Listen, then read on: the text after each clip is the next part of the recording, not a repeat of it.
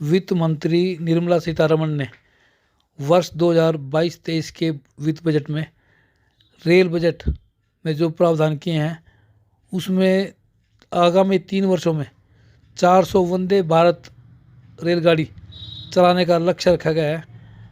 जबकि वंदे भारत जो भी रेलगाड़ियाँ फ़िलहाल चल रही हैं उनमें स्थिति बेहतर नहीं कही जा सकती। आम गाड़ियों से भारी भरकम किराया यात्रियों को खलता है। इसी को लेकर दैनिक रेल यात्री संगठनों से जुड़े लोगों से बातचीत की गई कि नए बजट में सुविधाओं के नाम पर क्या मिला। केंद्रीय वित्त मंत्री निर्मला सीतारमण ने संसद में एक बार फिर वर्ष 2022-23 का बजट प्रस्तुत किया। बजट में प्रावधान ना के बराबर थे, लेकिन हरफों की जुमलेबाजी से कोई कैसे चूक सकता है। राजनीति का स्वभाव भी यही है। लेकिन मूलभूत रूप से जो सुविधाएं आम नागरिक को मिलनी चाहिए थी, मसलन रेल को ले लीजिए, 135 करोड़ जनता के आवागमन का बेहतर साधन, उसको लेकर वित्त मंत्री ने सिर्फ हरफों की गोलबाजी दिखाई। जो बात आज से 3 साल पहले कही वही अब भी कही। इसी को लेकर उत्तर पश्चिम रेलवे रेल उपभोक्ता सलाहकार समिति के सदस्य प्रीतम अग्रवाल से बात करते हैं।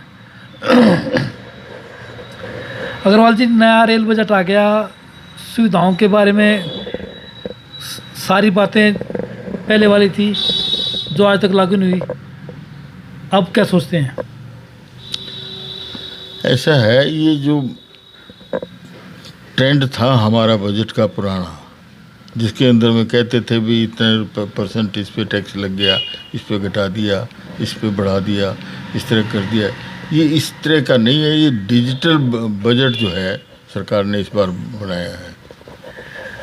सर, वित्त बजट के साथ रेल बजट भी दे दिया जाता है। हाँ। तो ट्रांसपेरेंसी तो जब रहेगी जब आप किसी को ये बताएंगे कि आपको ये सुविधा दी जा रही है। आपने कह दिया कि एक पेज नंबर 1 से 351 तक पढ़ लीजिए, रेल बजट है। आम आदमी को उसकी जानकारी नहीं मिल पाती। और देश के लिए मूल जो सुविधा है वो रेलवे की है, 135 करोड़ जनता के लिए। तो रेल सुविधाओं के बारे में मैं आपसे ज़्यादा जानना चाहता हूँ कि आम आदमी को कितनी राहत मिली, कितनी सुविधा मिली या परेशानी होगी? नहीं, वो डिटेल में बाद में पता लगेगा कितना हुआ। उन्होंने तो टोटल बजट दे दिया डिजिटली कि इतना अमाउंट रेलवे का इस वर्ष में 2003 में। वास्तव में ये जो बजट इन्होंने बनाया है ये 2047 के दृष्टिगत डिजिटल मतलब टारगेट इनका इस बजट में 2047 का लेके चल रहे हैं। जो भी प्रोजेक्ट हैं वो उस तरह से वो सारे चलेंगे। अब उन्होंने जो 400 ट्रेन वंदे भारत के नाम से वो चलानी है, वो 4 साल लगेंगे चलने में जी। मगर वो अनाउंस कर दी क्योंकि अब से उसका कार्य शुरू हो गया बनना।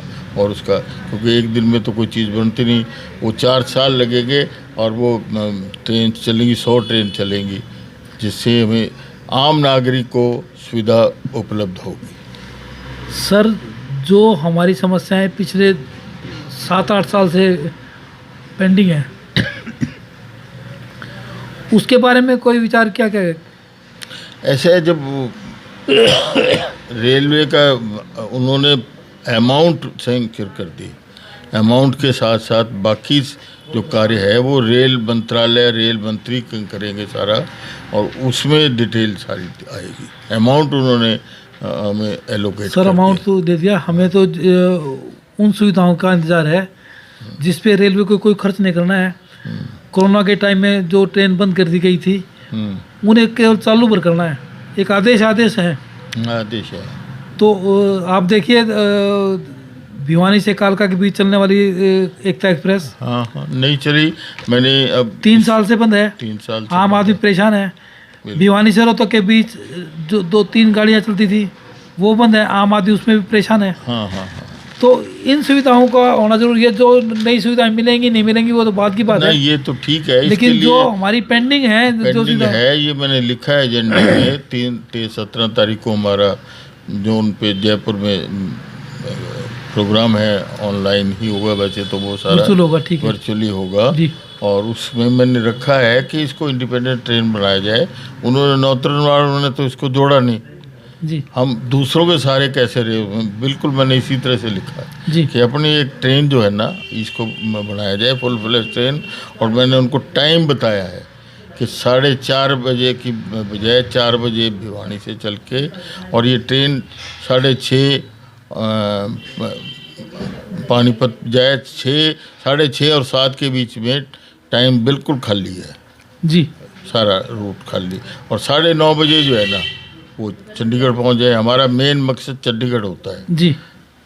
उसको अगर वॉशिंग और उसके लिए भेजना कालका भेज दे, नहीं तो अपना चंडीगढ़ से वो शाम को 5:30 बजे फिर चला दे और 11 बजे वापस आ जाएगी। मेंटेनेंस हमारी पहले की तरह से हमारे पास है, 11 बजे आने के बाद जो है ना मेंटेनेंस हो जाएगी। हाँ वो रैक लग जाता है, ठीक बात है। वो रैक की मैंने मेंटेनेंस भिवानी में हो जाएगी। चंडीगढ़ में हम बोझ नहीं डालेंगे क्योंकि वहाँ बहुत गाड़ियाँ रुकती है जिनकी मेंटेनेंस होती है, मगर वो वहाँ 9:30 बजे पहुँचे, सबसे बेस्ट टाइम है ये।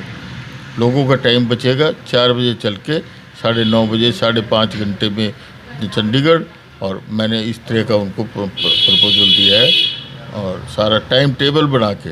अग्रवाल जी आप तो हमेशा से रेलवे की सुविधाओं के बारे में एक एक कण लिख के भेजते हैं। हाँ।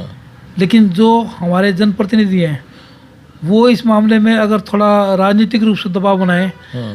तो ये गाड़ियाँ जल्दी चल सकती थी, और भविष्य में भी ऐसा ही संभव लगता है कि राजनीतिक प्रभाव के बिना ये संभव नहीं है। कुछ गाड़ियाँ भिवानी रोहतक के बीच में चलती थी वो भी बंद हैं, जो पानीपत तक चलती थी। हाँ वो बंद तो है। इन गाड़ियों के कारण भी यात्रियों को बहुत परेशानी हो रही है। परेशानी होगी। वो ट्रेन सारी की सारी जो थी ना वो नॉर्दर्न रेलवे की थी जो बंद हुई है। जी।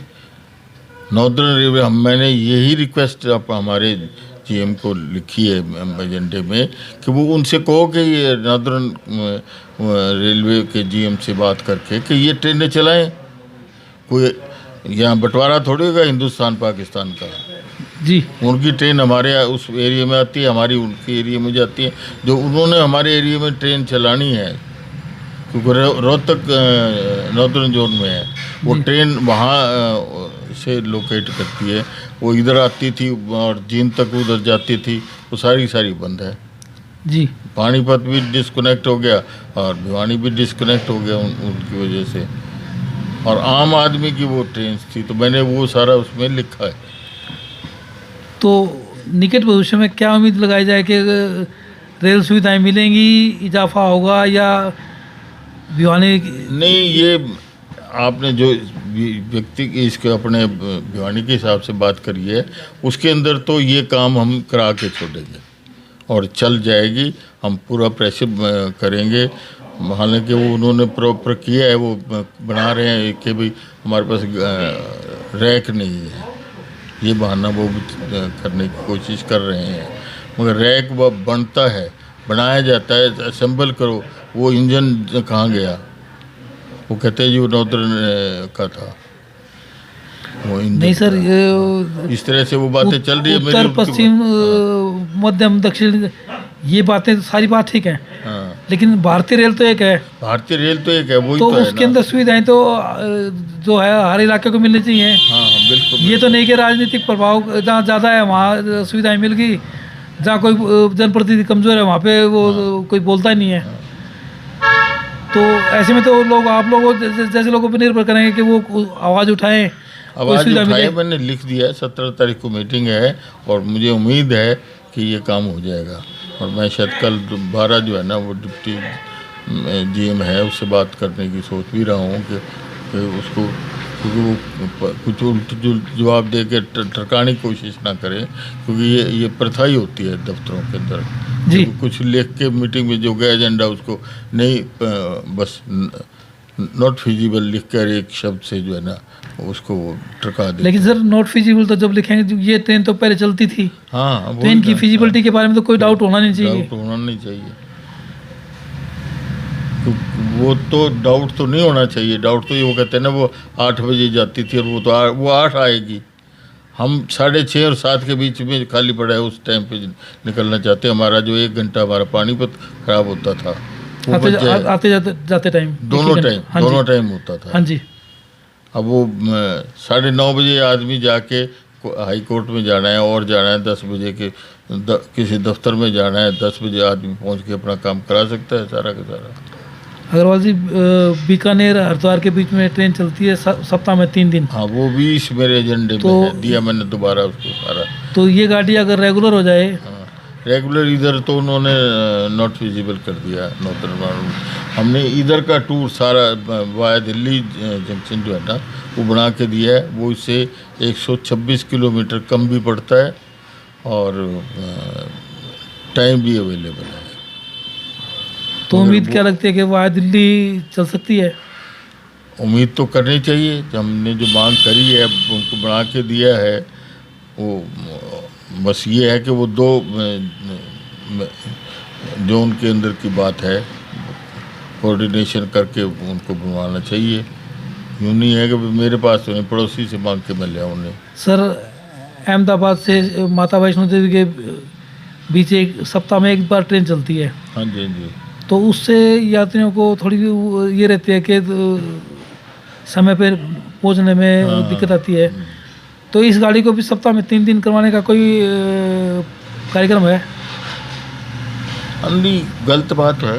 मतलब वो समय तो दिया था कि बड़े नहीं चल रही तो एक चला दी, 3 दिन की चला दी उससे। और बड़ी सक्सेसफुल गाड़ी है वो जी, बड़ी सक्सेसफुल गाड़ी है। उस समय के जो DRM थे उन्होंने फिर लिख के भी भेजा है कि तो बड़ी सक्सेसफुल है, रेवेन्यू इतना ज़बरदस्त मिल रहा है इस ट्रेन से। तो ये तो शुरू में इतना एकदम रेवेन्यू जनरेट कर रही है तो इसको बढ़ाया जाए। वो लिख के भेजा था मगर वो बस यूँ पड़ी रहती है। जो प्रपोजल है उन पर गौर नहीं किया जाता। हाँ, नहीं किया जाता। ये दफ्तरों में जो है ना फाइलें इसी तरह से जो है ना, इसी वजह से हम लोग पीछे हैं कि दफ्तरों में जो फाइल पड़ी रहती है ना और जो रूटीन है तो उसको हम परस्यू करेंगे। तो अग्रवाल जी, क्या समझा जाए कि जो रेल मंत्रालय में फाइलें दब के रह गई भिवानी के मुद्दों पे, तो उसे ये समझा जाए कि हमारे जो जनप्रतिनिधि वो काफ़ी कमज़ोर हैं, उनकी पैरोकारी कमज़ोर है। जनप्रतिनिधि का मैं कुछ कमेंट्स नहीं कर सकता। मैं तो मेरे व्यक्तिगत रूप से जितनी मेरे में सामर्थ्य है उसकी बात कर सकता हूँ। जनप्रतिनिधि के बारे में कमेंट्स करना क्या है, उनका काम, उनका अपना काम वो जाने और क्या वो करें। ऐसा ना अग्रवाल जी कि कोई भी कक्षा है उसको पढ़ाने वाले जो टीचर हैं उस एक ही चीज़ पढ़ाएंगे। ये तो है नहीं कि मैं पढ़ाऊंगा तो 2 2 4 हो जाएंगे और आप पढ़ाएंगे 2 2 5 हो जाएंगे। रहेंगे तो 2 और 2 4। हाँ, ठीक है। तो हिसार के जनप्रतिनिधि प्रयास करते हैं तो गाड़ियाँ चलती हैं। सिरसा के जनप्रतिनिधि प्रयास करते हैं तो नया रैक भी क्रिएट हो जाता है, गाड़ी भी चलती हैं। तो हम कहीं ना कहीं कमज़ोर है ना, जहाँ जब हमारी सुविधा जो थी वही ख़त्म होगी। नहीं, हम कमज़ोर बिल्कुल नहीं हैं। अपना चला रहे हैं इतनी ट्रेनें जो देखो वो ट्रेन जो कागजों में चला रहे हैं। कागजों में नहीं, जो चली हैं 3-4 पिछले साल नई ट्रेनें चली हैं। नहीं, ऐसा है कि अगरतला सुंदरी एक्सप्रेस के बारे में अगर भिवानी के जनप्रतिनिधि ये कहे कि ये उनका प्रयास है, तो वो आसपास ही थे, उनको पता ही नहीं था इस ट्रेन का। उनको नहीं पता था। आपने भले ही बर्फी पिटवा दी, वो बात अलग है। लेकिन आपके ये सच्चाई है कि आपके जनप्रतिनिधि को नहीं पता था। नहीं, मेरे को पता था। मैंने लिखा पढ़ी की मेरे पे कॉरेस्पॉन्डेंस है सारी।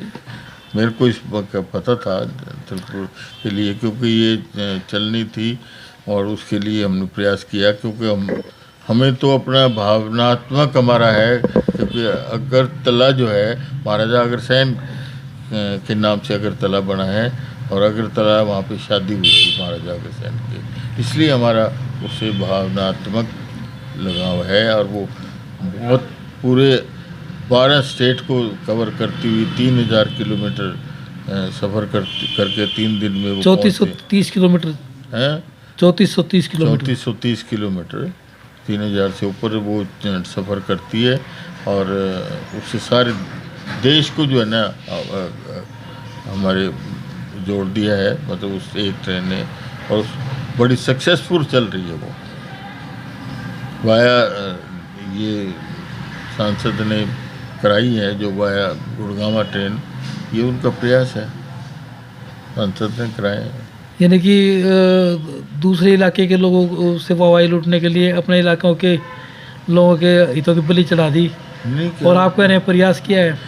पर कैसे करे, क्योंकि दादी बिना इधर उधर से लाइन दिल्ली के, और अग्रवाल जी, आप तो रेलवे के मुद्दों से आदरणीय बनारसी दास गुप्ता जी के समय से जुड़े हैं। उन्हीं के समय में आप पहली बार DRCC में गए थे। हाँ हाँ, शायद आपको याद होगा, जब छोटी गाड़ी, छोटी लाइन पे रेलगाड़ी दौड़ती थी, वो ठीक है। तो हरियाणा एक्सप्रेस दौड़ती थी, हाँ हाँ और इसके बराबर में बड़ी लाइन थी प्लेटफार्म नंबर 1 पर, हाँ उस पर भिवानी एक्सप्रेस दौड़ती थी। हाँ, बिल्कुल बिल्कुल। आज आप उस भिवानी एक्सप्रेस को कह रहे हैं कि हरियाणा एक्सप्रेस के पास पे चला दिया, तो ये क्षेत्र के लोगों के साथ भेदभाव नहीं, बहुत बड़ा अन्याय है। ठीक है, राजनीतिक जेब मिटाने के लिए ये अंदाज अच्छा है कि हमने ये श्रेय ले लिया कि हमने ये ट्रेन चला दी। चलो वो रुकी लेकिन- हुई थी, चलवा दी। हाँ, तो रुकी थी चलवाई, तो फिर भिवानी के हितों से कुठाघात नहीं होना चाहिए था ना। एक जाते टाइम तो वो ट्रेन एक्सप्रेस, आते टाइम पैसेंजर है, यात्री को ये चीज़ अखरती तो है।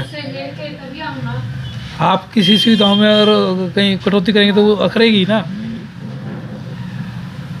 उससे हमारा गुड़गांव जो था, ये सारा रिवाड़ी गुड़गांव ये सारा जुड़ गया,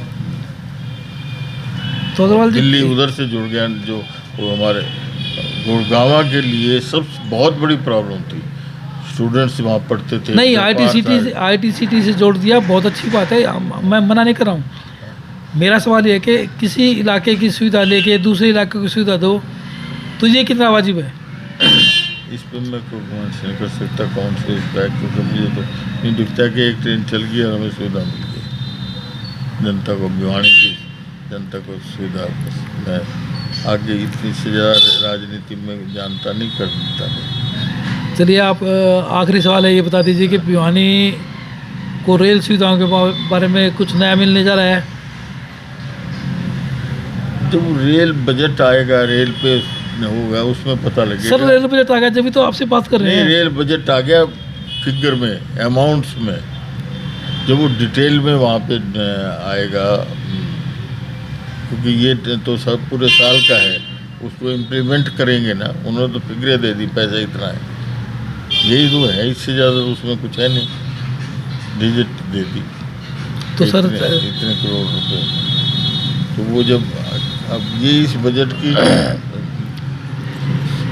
नया है, हर डिपार्टमेंट को पैसे पूसे अलॉट किए हैं, उसकी अलग अलग फिगरें नहीं दी हैं इस बार इन्होंने, इसलिए हम कुछ बता नहीं सकते। तो यही समझा जाए कि ट्रांसपेरेंसी ख़त्म कर दी, सिर्फ सब मामला गोलमोल किया गया है, पारदर्शिता नहीं है किसी मामले में। पारदर्शिता उसमें है ही नहीं, वो डिटेल है ही नहीं। किसी डिपार्टमेंट्स को ये बता दिया भाई आपने इतना खर्च करना है, जी जो प्रोजेक्ट हैं बड़े उनका बता दिया। सर, फैसिलिटीज़ के बारे में तो ट्रांसपेरेंसी खत्म होगी ना, किसी को कुछ पता ही नहीं है। जब आप जैसे सीनियर लोग हैं, वो ये कह रहे हैं कि बजट अलॉट कर दिया, अब क्या होगा, कैसे होगा, इसका तो आपको भी नहीं पता। नहीं, वो होगा जो संसद में आएगा, यूँ थोड़ा है कि संसद से बाहर है। अब तो संसद चलेगी, और तो उसके अंदर वो डिटेल भी, हम इस पैसे को इस तरह यूटिलाइज करेंगे, यहाँ ये सुविधाएँ और अतिरिक्त देंगे। जो सुविधा है उसमें तो है, और जो कटी हुई है उनको देनी चाहिए, स्वयं देनी चाहिए। कोरोना तो ऑलमोस्ट सारे रेगुलर हो गया काम। तो प्रीतम जी, आप तो सरकारी लेखे जोखे से भी जुड़े हो, तो ये बता दीजिए कि जो नया वित्त बजट आया है, इसमें आम कर्मचारी को कोई लाभ होगा? कर्मचारी को अलग से इन्होंने कुछ नहीं बताया है कि भाई इस तरह लाभ और ये कोई बढ़ोतरी हुई है, सिवाय इसके कि जो न्यू पेंशन स्कीम के तहत रिटायर हुए हैं कर्मचारी, उनका जो गवर्नमेंट का शेयर था 10%, वो 14 कर दिया इसमें। वो उन्होंने सिर्फ मेंशन किया है, बाकी और कोई चीज़ इनकम टैक्स का स्लैब भी नहीं बढ़ा है, कुछ नहीं है, कहीं कुछ नहीं बढ़ा, किसी आदमी को कोई राहत नहीं है। कोई नहीं, वो सारा यूँ का यूँ ही है। क्योंकि इसमें इस बजट में डिटेल बहुत कम है, वो डिपार्टमेंट्स जो कंसर्न है ना उन पे सारी डालती है। उसमें तो सिर्फ ये बता दिया ये इतना पैसा है आपको अलॉट होगा, सिर्फ एक मात्र चीज़ बताई है कि नेक्स्ट, और वो भी बजट से पहले दिन ही अनाउंस हो ली थी, बजट से पहले दिन ही अनाउंस हो गई थी कि न्यू पेंशन स्कीम वाले जो रिटायरी हैं उनको 14 की बजाय 10 से 14 कर दिया, और उनको ये भी कर दिया कि उनका जो बढ़ा हुआ है जो पैसा है उस पे वो डिबेट भी ले सकते हैं, मतलब इनकम टैक्स में उसको पहले तो वो उसमें गिना जाता था, मगर ये कर दिया उन्होंने कि आपका ये जो पैसा इसमें डिपॉजिट होगा उस पे आपको बजट के इनकम टैक्स में रिबेट मिलेगा।